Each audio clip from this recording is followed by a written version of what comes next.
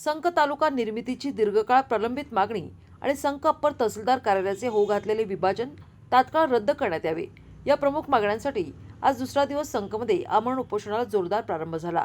हे उपोषण संतोष कुंभार यांनी सुरू केले असून विभाजनाची प्रक्रिया होईपर्यंत उपोषण थांबवायचे नाही असा ठाम निर्धार त्यांनी उपोषणस्थळी व्यक्त केला।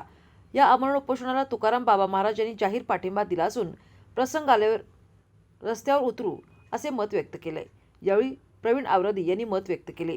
आंदोलनस्थळी तुकाराम बाबा महाराज, प्रवीण आवरादी, युवासेना विधानसभा अध्यक्ष जत, माजी सैनिक संघटना पदाधिकारी, ग्रामस्थ मोठ्या प्रमाणात उपस्थित होते।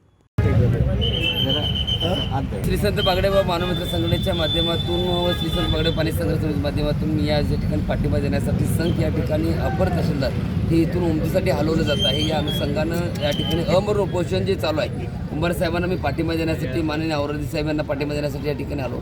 वास्तविक पाहता जर बघितलं तर जत तालुका दुष्काळी तालुका आहे। सातत्यपूर्वक या भागामध्ये वेळोवेळी आंदोलन करून या ठिकाणी पाणी आता कुठेतरी उशाल आणि कोरड घासाल अशी आमची परिस्थिती असताना, आता कुठेतरी समाधानकारक असताना पुन्हा अशीच परिस्थिती निर्माण होते की इथं अपर तहसीलदार आहे, ते अपर तहसीलदार जात आहे। आम्ही ह्याच गावापासून हाकेच्या अंतरावरती 2 किलोमीटर अंतरावरती आम्ही राहतो। पण आमचं कर्तव्य आहे की आमच्या ताटातलं वाढलेलं अन्न जर जात असेल तर ते थांबवण्यासाठी आम्ही एक भूमिपुत्र म्हणून आमचं जे कर्तव्य आहे, ह्या गावात राहतोय म्हटलं आमचं ते कर्तव्य म्हणून या ठिकाणी जाहीर पाठिंबा देखील देतो। पण एवढ्यावरतीच न थांबता येणाऱ्या काळामध्ये ज्या अनुषंगाने ज्या पद्धतीनं तहसीलदार ऑफिस अपर तहसीलदार या ठिकाणी आहे, त्याच्या पुढच्या सुविधा मिळण्याऐवजी आहे त्या योजना आहे त्या स्थितीमधून आहे ते कार्यालय इथून निघून दुसरीकडे जर जात असेल, एकीकडं कोर्ट स्थापन केलं जात आहे आणि ह्या सगळ्या गोष्टी होत असतील।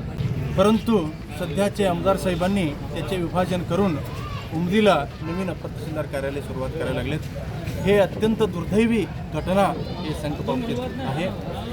पहिलीपासून त्यांनी इथं आमदार नव्हते तेव्हापासून त्यांनी उमदीला जास्त हे करतात, कारण त्यांनी निवडणुकीला उभारण्यापेक्षा अगोदरच उमदीला MIDC मंजूर करून घेतले आणि बसस्टँड तिथं मंजूर करून घेतले, दवाखाना मंजूर करून घेतले, आत्ता अप्पर तहसीलदार कार्यालयसुद्धा त्यांनी तिथं मंजूर करायला लागले। संघकरांनी त्यांना काही अन्याय केला नाही।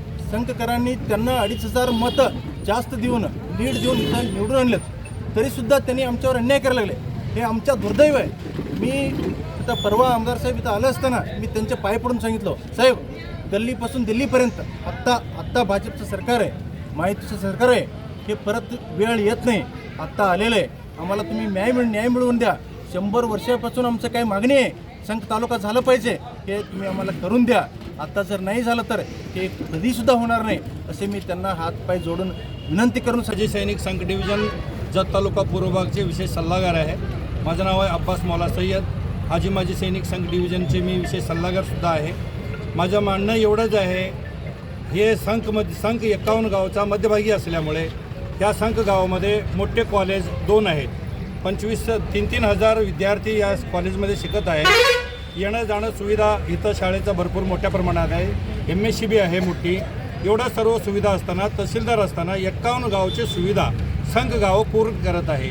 एवढं सर्व सुविधा असताना आमदार साहेबांनी कानाडोळा करत उमदीला प्रस्ताव जास्त मान्यता देत आहेत। आम्ही मान्यता देण्यासाठी काही आमचं अडचण नाही, तुम्ही मान्यता द्या उमदीला, पण आमचं जे हक्क आहे तुम्ही हिसकावून घेऊ नका। आमचं हक्क पूर्णपणे तुम्ही पाठिंबा देऊन आम्हाला संघ हा तालुका व्हायलाच पाहिजे, ह्या हेतूनं तुम्ही आमची जे कमतरता आहे ते तुम्ही पूर्ण करून संघ तालुका व्हायला पाहिजे।